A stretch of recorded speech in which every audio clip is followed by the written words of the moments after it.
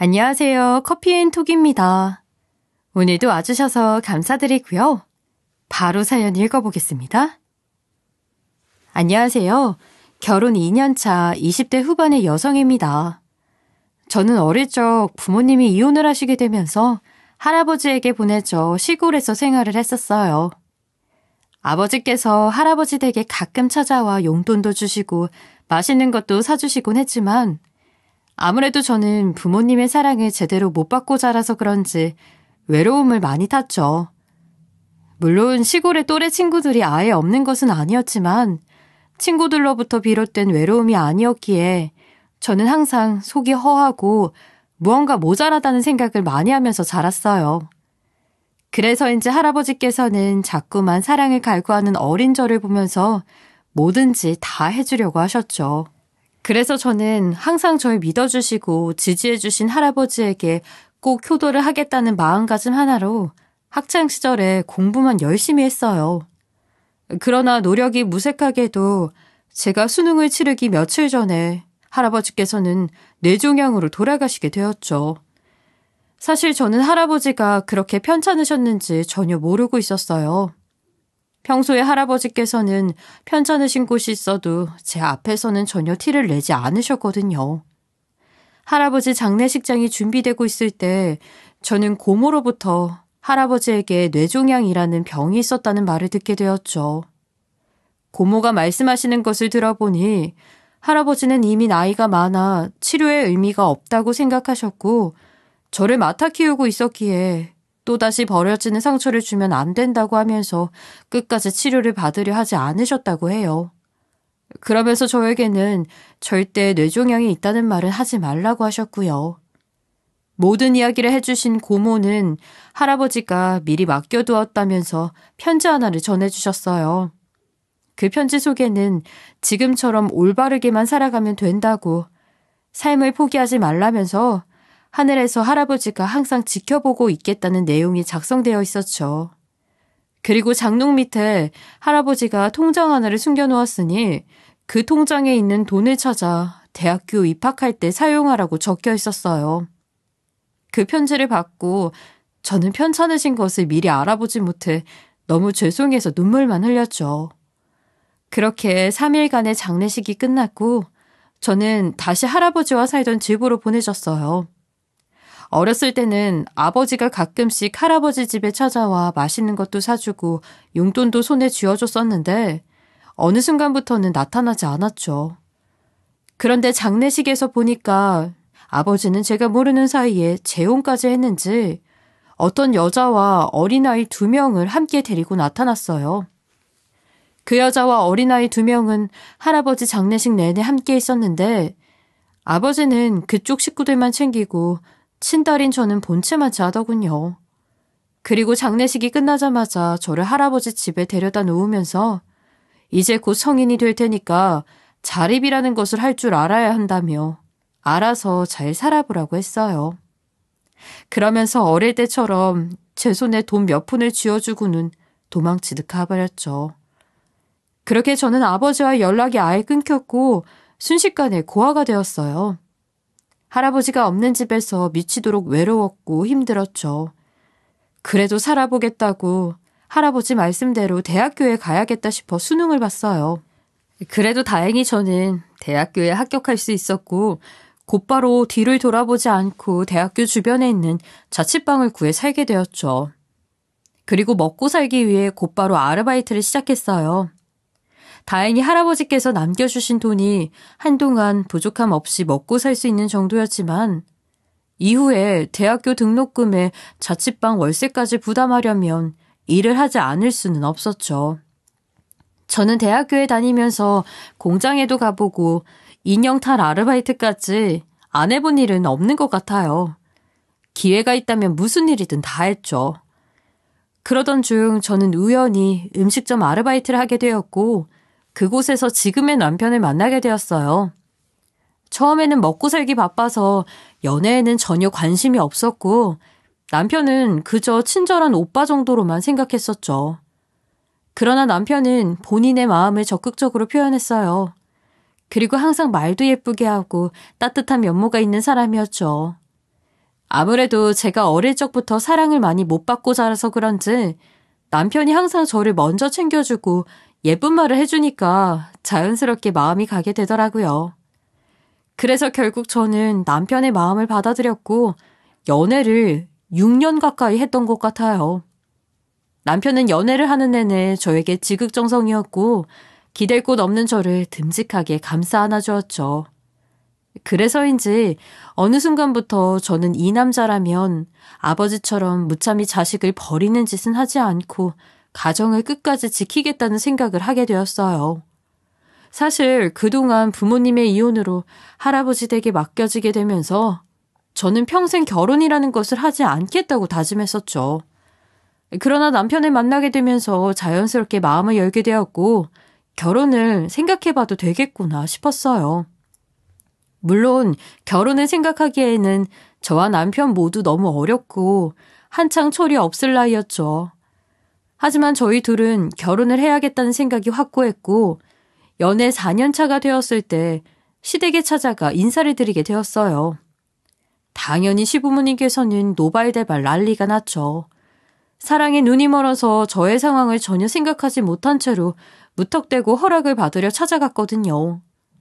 이 세상에 누가 부모에게 버려줘 고아로 살아가는 사람을 두 팔 벌려 환영하겠어요.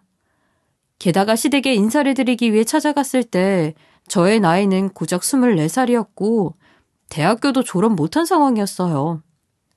시부모님은 저의 이야기를 들으시고는 큰 소리를 내시며 크게 반대하셨죠. 얘, 네가 아무리 부모 없이 자란 고아라고 해도 그렇지. 이렇게 염치가 없어서 되니? 네가 뭔데 감히 귀한 우리 외동아들을 넘봐? 네가 내 입장이라면 너 같은 애를 허락하겠어?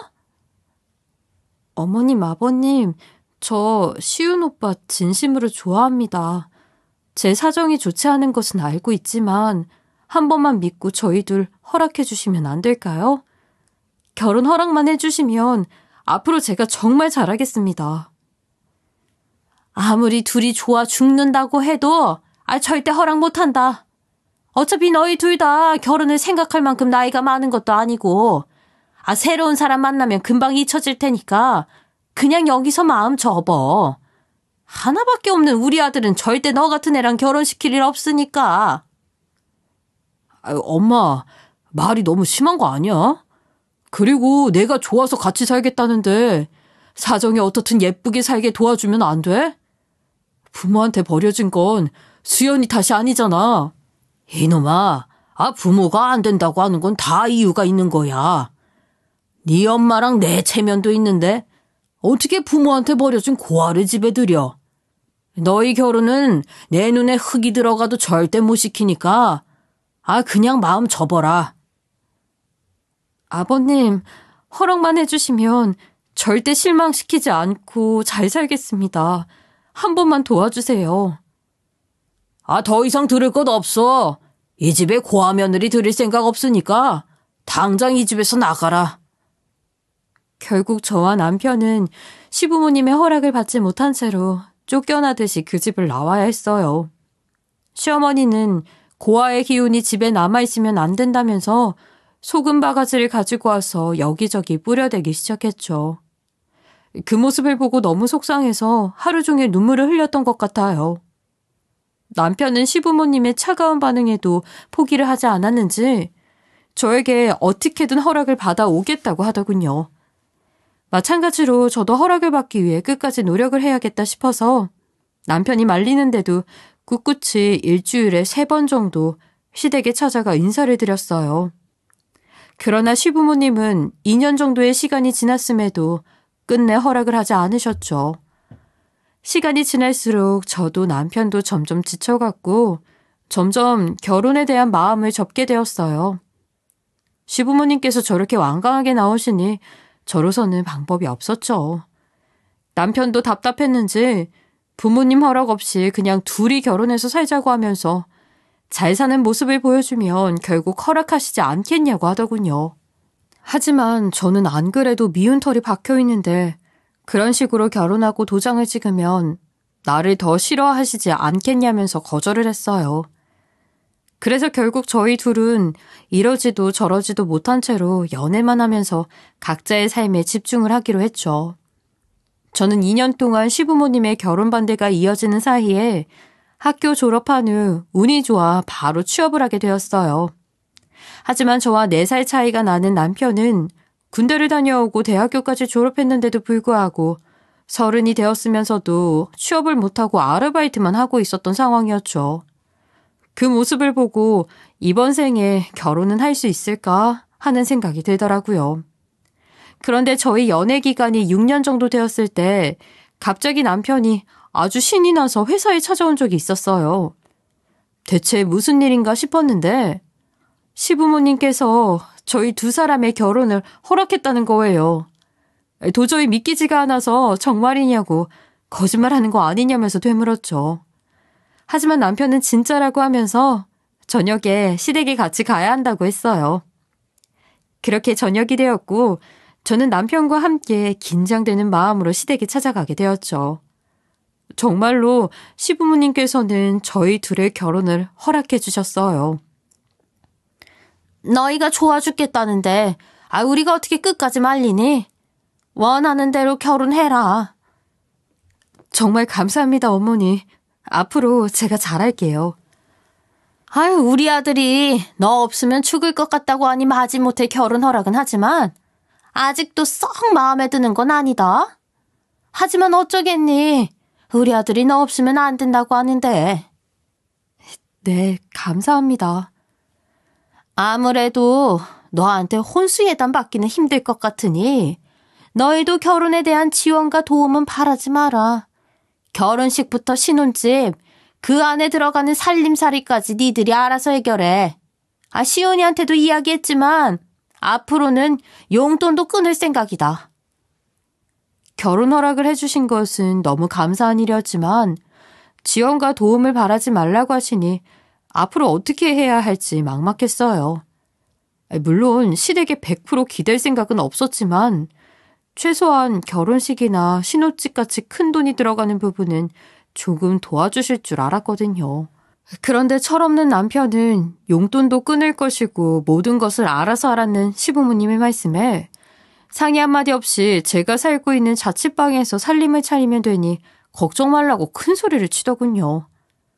그 좁은 방에서 신혼집을 차리겠다니 정말 황당하고 어이가 없었어요. 그렇게 찜찜한 마음으로 시댁을 나와서 저는 남편에게 진짜로 그 좁은 자취방에서 살림을 차릴 생각이냐고 물었죠.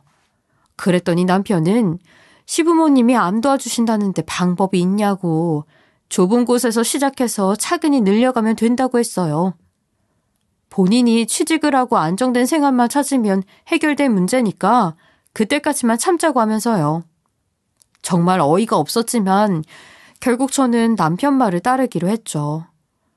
연애를 하면서 항상 믿음직한 사람이었고 가족을 끝까지 지킬 사람이니 조금만 기다리면 좋은 날이 올 거라고 생각을 했거든요.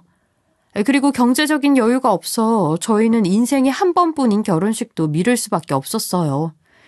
이게 맞나 싶기는 했지만 얼마 지나지 않아 남편은 제 자취방으로 들어왔고 저희 둘은 혼인신고를 하고 나서 본격적으로 신혼생활을 시작하게 되었어요. 처음에는 걱정이 이만저만 아니었는데 힘들게 결혼 허락을 받아서 그런가 신혼생활이 정말 재미있고 좋을 수밖에 없었죠. 물론 집이 좁고 살림살이를 채워넣을 수 있는 공간이 없어서 아쉽기는 했지만 둘이 노력해서 차근차근 집을 늘려가면 된다고 생각을 했어요. 그러나 남편은 연애할 때는 다르게 결혼을 하고 나서 오히려 책임감이 없어진 건지 취직을 할 생각도 집안일을 도울 생각도 없어 보였죠. 결혼 전 혼자 살 때에도 빠듯했던 생활이 남편과 결혼을 하고 나서 더 빠듯해졌어요. 덕분에 저는 조금이라도 돈을 더 벌어야겠다는 생각이 들어 저녁에는 아르바이트까지 하나 더 할 수밖에 없었죠. 제가 피곤함이 가득한 채로 집에 들어가는데도 남편 놈은 느끼는 것이 없는 건지 취직할 생각은 안 하고 집에서 잠만 퍼질러 자거나 게임만 주구장창하고 있었어요. 그 모습을 보면서 내가 원한 결혼 생활은 이게 아닌데 라는 생각과 함께 왜 이 사람이랑 결혼을 해 사서 고생하고 있을까 하는 후회가 되었죠. 또 언제까지 이렇게 살 수는 없겠다는 생각이 들어 저는 남편에게 나가서 취직 자리를 알아보던 아르바이트를 하든 하라고 바가지를 긁을 수밖에 없었어요. 하지만 남편은 본인이 알아서 하겠다면서 제 말은 귓등으로도 듣지 않았죠. 남편이 하는 이야기를 들으니 정말 이혼까지 생각을 했을 정도로 한숨만 나오더군요.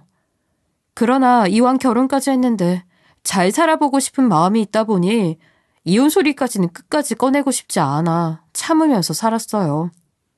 그런데 남편과 결혼한 지 2년째 되었을 즈음 저희 부부가 살고 있던 동네에 뉴스에 나올 만큼 좋지 못한 일이 발생한 적이 있었어요.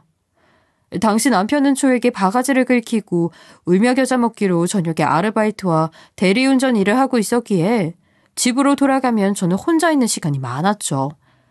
특히 저희 부부가 살고 있는 신혼방 건물이 굉장히 어둡고 CCTV가 없는 상황이었어요. 이런 상황에서 동네에 좋지 못한 일이 있었다고 하니까 같은 건물에 살고 있는 사람들이 하나둘씩 이사를 가거나 집 앞에 CCTV를 설치하기 시작하더라고요. 저도 몰랐으면 모를까 좋지 못한 일이 있었다고 하니 왠지 모르게 무섭다는 생각이 많이 들었어요. 그래도 저에게 믿을 곳은 남편밖에 없었으니 동네에서 이런 일이 있었다고 하는데 웬만하면 낮에 일을 하면 안 되겠냐고 지나가듯 이야기를 했었죠. 그러나 남편은 제 말은 크게 신경 쓰지 않았고 그런 일이 우리 집에 일어날 확률이 얼마나 되겠냐며 문단속만 잘하면 된다고 무심하게 이야기를 하고 지나갔어요. 결국 남편의 싸늘한 반응에 어쩔 수 없이 저도 다른 사람들처럼 집에 CCTV를 설치해 놓기로 했죠. 사실 남편과 결혼하기 전에도 제가 살고 있는 건물이 너무 어둡고 방범이 잘 되는 편이 아니라서 가짜 CCTV라도 설치해놔야 하나? 라는 생각을 몇 번 했었거든요. 하지만 몇 년 동안 아무 문제 없이 잘 살았으니 괜찮겠다 싶었고 월세집인데 나중에 나갈 때 원상복구 해주는 것이 걱정되니 그냥 놔두자 했었어요. 그런데 동네에 좋지 못한 일이 발생했고 밤중에 혼자 있을 생각을 하니까 너무 걱정이 되고 무서워 옆집 사람에게 물어봐서 집에 2개의 CCTV를 설치하게 되었죠. CCTV라도 설치해두면 안심이 될 것 같았거든요. 그런데 저녁에 일을 마치고 집으로 돌아온 남편 놈은 현관문과 방 안에 설치되어 있는 CCTV를 보더니 갑자기 저에게 다가와 이것저것 묻기 시작하는 거예요. 아이, 갑자기 CCTV는 왜 설치했어? 이 좁은 집에 나쁜 일이 일어날 확률이 뭐 얼마나 있다고. 지난번 일로 요즘 동네가 시끄럽잖아. 그리고 이 건물 낡고 오래되어서 어둡고 위험하니까. 게다가 당신은 밤에 일을 하니까 혼자 있으면 무섭더라고. 그래서 내가 옆집 살고 있는 사람한테 물어봐서 바로 달았어. 아니, 왜 굳이? 당신 그 반응 뭐야? 집에 CCTV 설치하면 안 될 이유라도 있어? 아이, 그게 아니라 이 집 빼고 이사 갈 때는 원상복구 해줘야 할 거 아니야. 안 그래도 돈이 없는데 그게 걱정되어서 그렇지. 요즘 동네 흉흉해서 집마다 CCTV 설치하고 있는 거 안 보여? 당신은 늦은 밤에 혼자 집에 있는 내가 걱정이 안 되나 봐? 그리고 원상복구 문제는 걱정하지 마. 이미 집주인한테 전화해서 허락받았으니까. 오히려 요즘 동네 위험하다고 CCTV 무조건 달아놓으라고 하더라. 그래? 집주인이 허락해줬다니 다행이네. 그런데 저 CCTV 녹화 기능도 있는 거야? 녹화 기능이 있는지 없는지 당신이 왜 궁금해? 이왕 설치했는데 녹화 기능이 있는 걸로 하는 게 낫지 않나 싶어서. 저거 녹화되는 거야? 아니. 녹화 기능이 있는 CCTV는 비싸잖아. 옆집 사람이 그러는데 모형으로 나온 CCTV도 진짜처럼 움직이고 효과가 있다고 하길래 그냥 가짜 제품 구매해서 설치했어. 그래? 잘했네. 역시 우리 마누라는 살림꾼이라니까.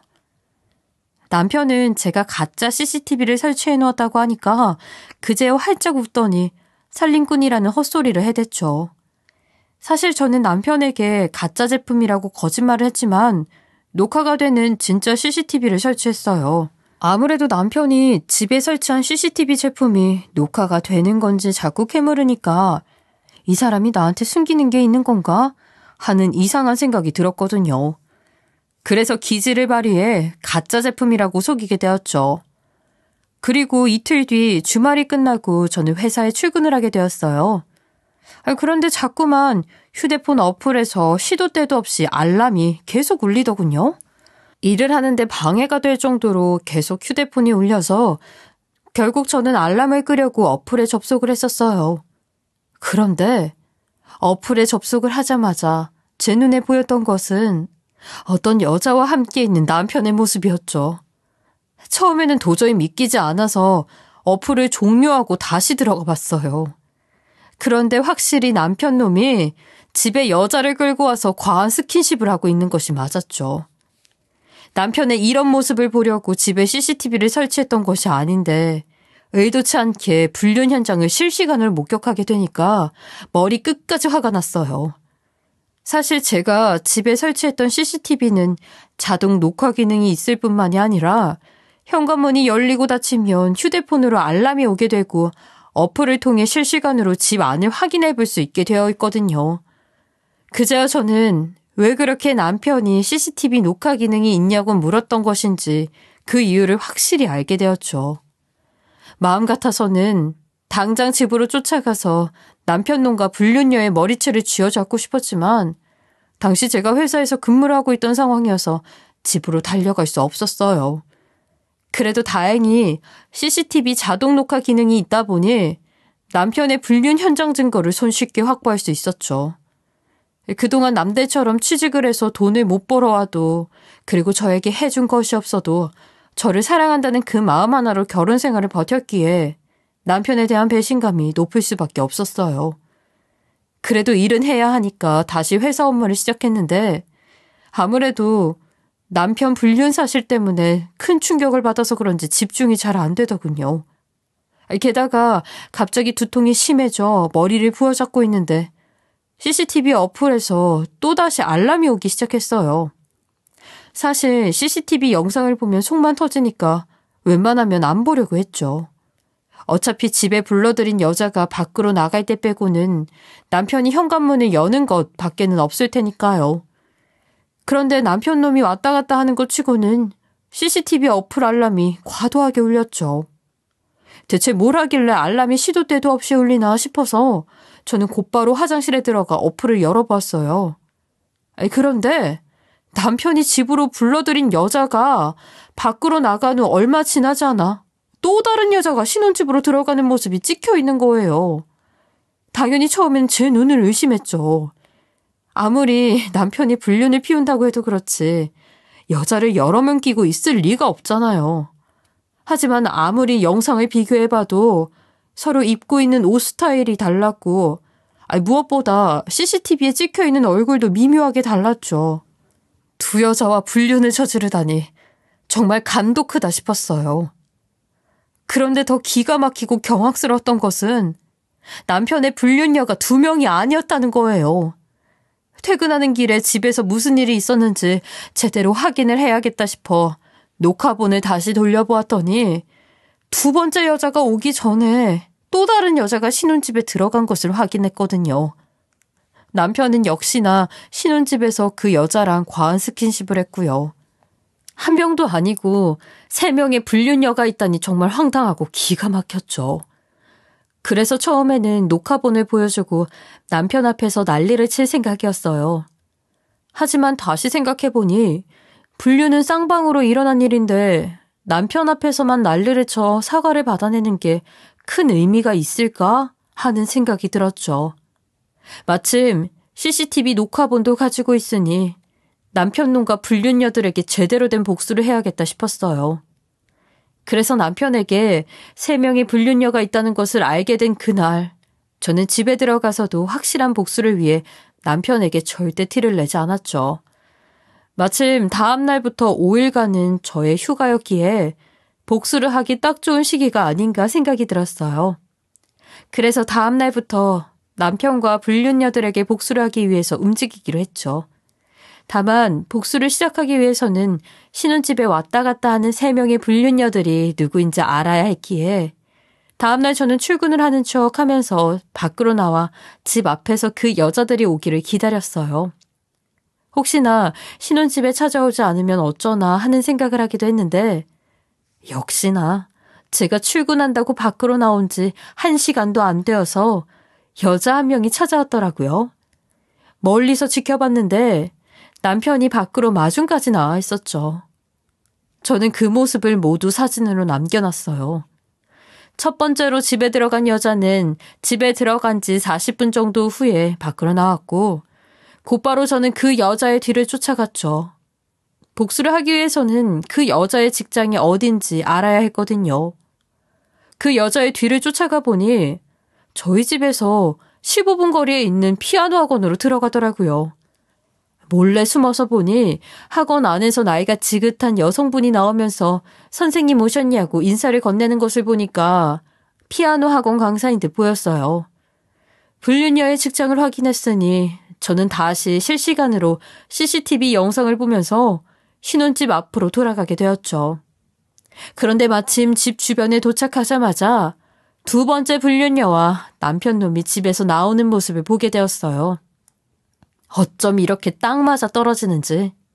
저는 기다릴 것 없이 사진을 찍은 후 또 불륜녀를 따라서 움직이게 되었죠.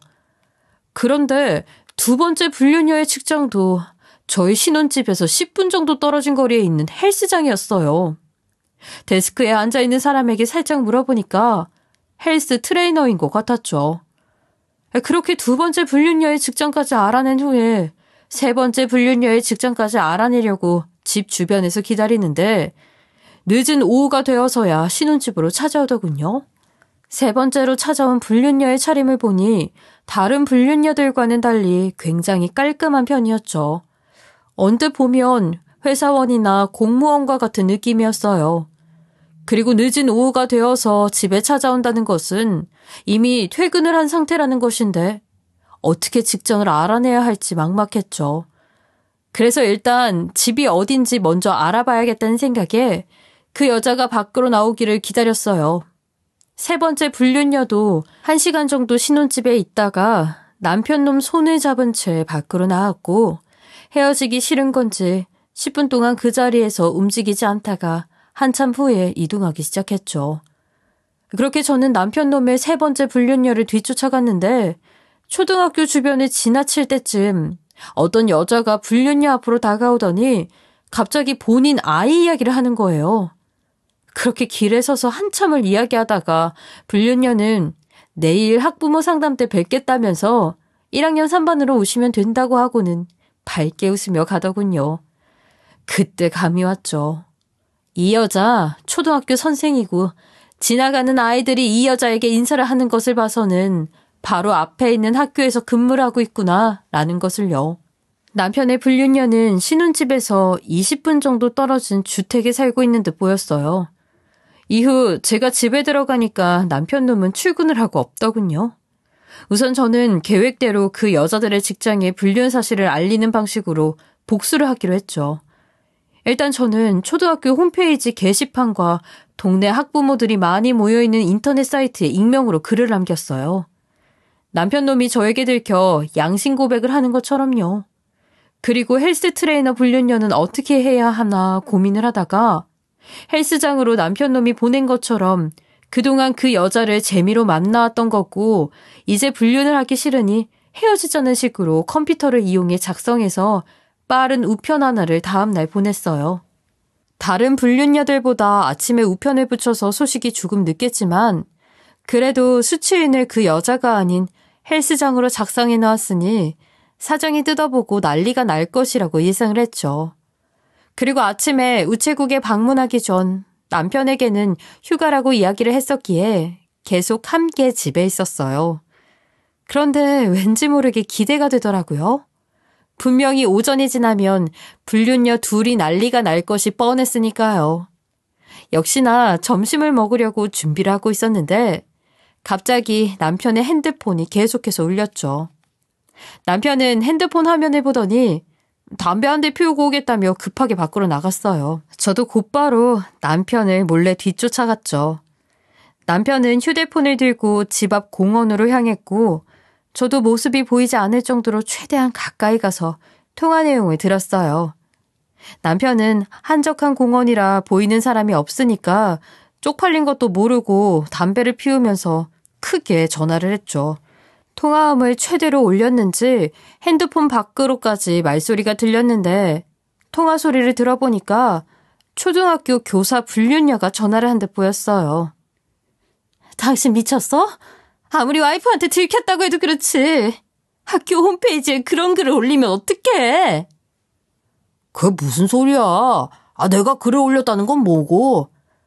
우리 와이프한테 들켰다는 건 뭔데?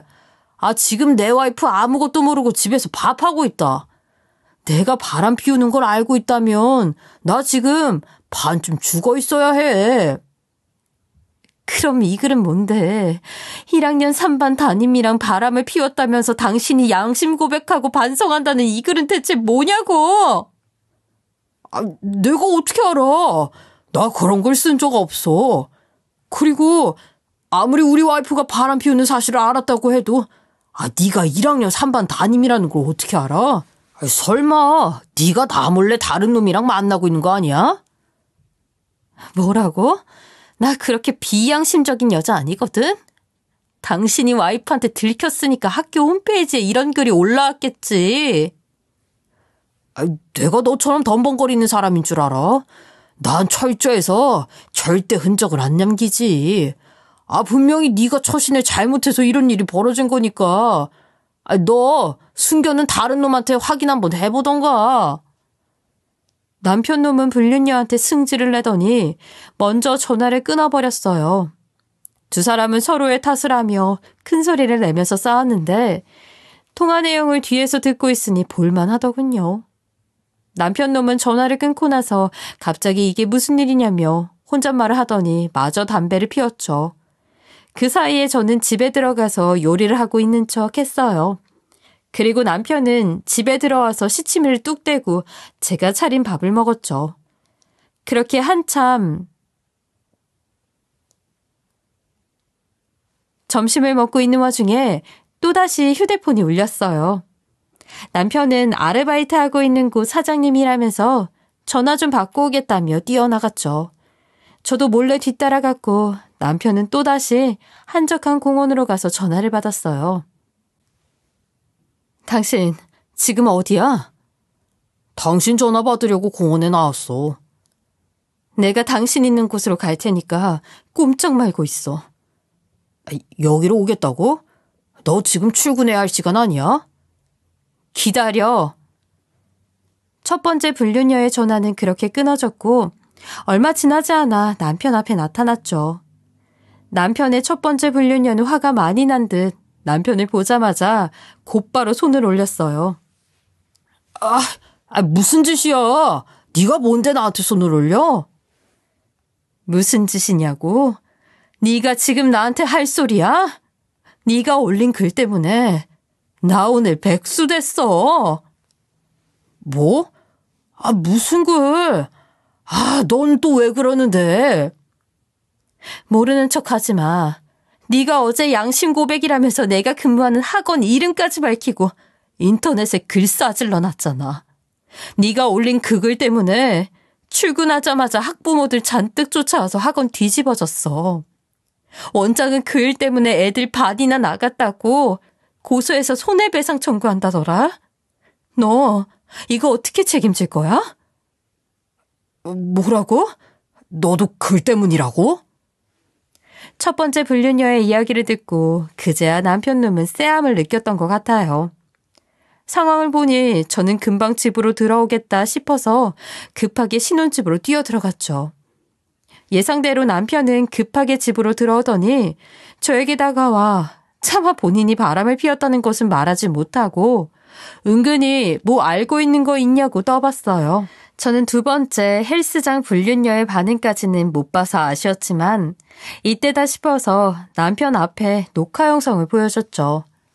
남편은 CCTV 녹화 영상을 보더니 많이 당황한 듯 보였어요. 이게 어떻게 여기에? 당신 지난번에 나한테 CCTV 녹화 안 되는 가짜라고 하지 않았어? 녹화되냐고 꼬치꼬치 캐묻는 게 수상해서 가짜라고 둘러댔던 건데 그때 그러길 참 잘했어. 녹화된다고 했으면 당신이 여자 3명이나 이 집에 끌어들이는 거 평생 몰랐을 거 아니야? 여보, 내가 잘못했어. 다시는 안 그럴게. 당신이 그동안 낮에 일을 하지 않으려고 했던 이유가 다 있었네. 집에 여자들 불러 즐길 시간이 필요했던 거잖아. 앞으로 기대해. 내가 지금부터 지옥을 보여줄게. 남편은 저의 말에 흠칫하더니 곧바로 무릎을 꿇고 두 손 모아 싹싹 빌었어요. 하지만 저는 그런 남편에게 내 집에서 당장 나가라고 하면서 내쫓아버렸죠. 그리고 다음날 아침 일찍 저는 지난번에 알게 된 불륜녀의 전원주택으로 찾아갔어요. 그 집 식구들도 모두 알아야 된다고 생각했거든요.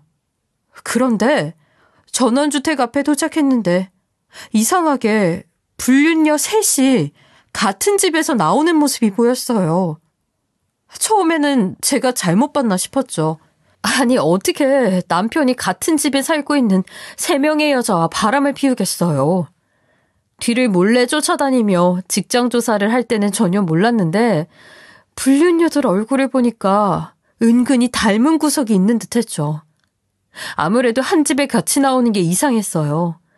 그래서 혹시나 하는 생각에 저는 인근에 있는 동네 슈퍼에 찾아가 미리 촬영해 놓은 주택 사진을 보여주면서 저 집 사람들에 대해 알고 있는 게 있냐고 물어보게 되었죠. 그런데 마침 제가 찾아간 동네 슈퍼 주인과 그 집 엄마가 잘 아는 사이라고 하더라고요. 동네 슈퍼 주인이 저에게 하는 말을 들어보니 그 집 사람들이 굉장히 고지식하고 유교를 엄청 생각하는 편이라고 했어요. 그러면서 그 집에는 3자매가 있는데 부모가 고지식하고 유교를 엄청 생각하니까 애들이 착하기는 한데 결혼까지 해놓고 부모 울타리에서 벗어나지 못해 그 집 2층에서 처가살이 시키고 있다고 했죠. 그 여자들이 자매일 것이라는 생각은 전혀 못했는데 정말 황당하고 어이가 없었어요. 저는 동네 슈퍼 주인의 이야기를 듣고 나서 계획을 조금 바꿨죠. 원래는 그냥 혼자 집으로 찾아가 이 집에 살고 있는 불륜녀 1명이 내 남편과 바람을 피우고 있다며 영상을 보여주려고 했었거든요. 그런데 마침 정말 황당하게도 불륜녀 셋이 모두 자매라고 하고 유교 사상이 짙은 고지식한 집안이라 남편들이 처가살이를 하고 있다고 하니 저녁에 다 같이 모여있을 때 남편 놈을 끌고 쳐들어가 난리를 피워야겠다고 생각을 하게 되었어요. 저녁 7시가 되었을 때 저는 남편이 출근한 가게에 찾아가서 둘이 단판 지을 일이 있다며 무작정 끌고 나왔고 불륜녀들이 살고 있는 집으로 데리고 갔죠. 당연히 남편이 싫다고 난리를 칠 줄 알았는데 거의 포기 상태였던 것인지 순순히 제가 가자고 하는 곳으로 따라오더군요.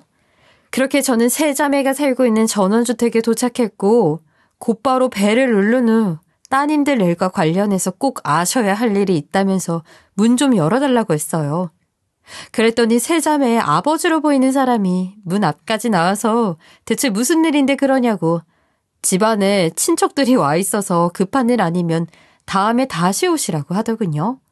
하지만 저는 오늘 꼭 해야 하는 이야기라고 하며 안에서 이야기하자고 남편 놈을 끌고 집 안으로 들어갔죠. 그러자 3자매의 아버지로 보이는 사람이 무슨 짓이냐고 왜 남의 집에 함부로 들어가냐며 급히 뛰어들어왔고 친척들과 3자매의 남편들 그리고 3자매의 시선이 저와 남편 놈에게 꽂혔어요. 당연히 3자매는 남편을 보고 눈이 2배로 커지며 어쩔 줄을 몰라 했고요. 즐거운 시간 방해해서 정말 죄송합니다만 다 같이 좀 보셔야 할 게 있는 것 같아서요. 아니, 대체 무슨 급한 일이길래 남의 집에 함부로 들어오십니까? 따님분들이 옆에 있는 제 남편과 불륜을 저질렀거든요. 뭐라고요? 증거 있습니까? 그리고 우리 집에 딸이 3명입니다. 대체 누가 불륜을 저질렀다는 겁니까? 3명 모두 다요. 제 남편이랑 불륜을 저질렀다고요. 증거를 찾으시니 보여드리죠. 저는 곧바로 제가 가지고 있는 집 CCTV 녹화 영상을 재생했어요. 그랬더니 유교 사상이 짙고 고지식하다는 세 자매의 부모는 이게 내 딸들이 맞냐면서 난리가 났고, 세 자매의 남편들 또한 화가 많이 났는지 큰 소리를 치며 이혼 소리까지 했죠. 친척들은 이게 대체 무슨 일이냐면서 세 자매에게 사실이냐고 재차 물었고요. 그러자 세 자매는 곧바로 무릎을 꿇고 본인이 잘못했다고 싹싹 빌기 시작했어요. 세 자매의 불륜 사실이 알려지자 그 집안은 쑥대밭이 되었죠. 여기저기서 물건들이 날아다니고 밥상은 엎어지고, 세 자매는 잘못은 했는데 본인들은 한 남자랑 바람을 피우고 있는지를 전혀 몰랐다면서 억울하다고 울고불고 하는데 아주 전쟁통이 따로 없었어요. 그리고 세 자매의 아버지는 불륜을 혼자 저지르냐면서 남편 놈도 문제가 있는 거라고 손을 올리기도 했고요. 그러자 남편도 겁을 먹었는지 무릎을 꿇고 빌었어요. 저도 쟤네들이 자매인 것은 몰랐어요. 우연히 겹친 거라고요. 뭐라고? 우연히 겹쳐? 그게 말이 돼? 여보, 믿지 못하겠지만 정말이야. 어르신 정말입니다.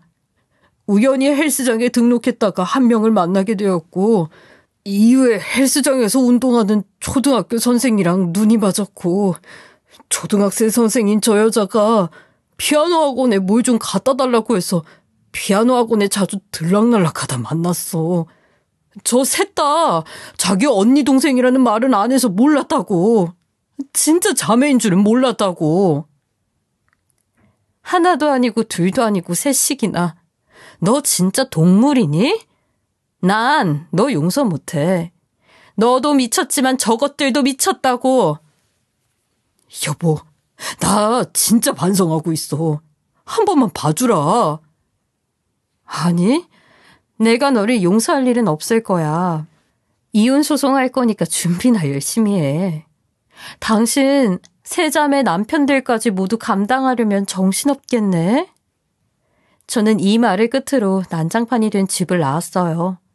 그리고 다음날 곧바로 변호사 사무실에 찾아가 이혼 소송을 알아보았고 위자료까지 받을 수 있도록 준비를 하기로 했죠. 그렇게 소송할 준비까지 마치고 집으로 돌아갔는데 남편은 눈이 새파랗게 된 채로 시어머니까지 끌고 왔더라고요. 시아버지가 세 자매 아버지에게 연락을 받고 충격을 받아 남편에게 손을 올리셨다고 해요. 여보, 내가 정말 잘못했어. 아버지 잔뜩 화나가지고 이혼하고 돌아오면 부모 자식 인연 끊는다고 하셔. 나 한 번만 도와주라. 아니, 난 당신 용서 못해. 내가 그동안 당신 먹여 살린다고 혼자서 아등바등 하는 동안 너는 여자들이랑 희희낙낙했는데 내가 왜 당신을 용서해? 아니, 며느라가 우리 시훈이가 너한테 큰 잘못을 한 거 내가 대신 사과하마.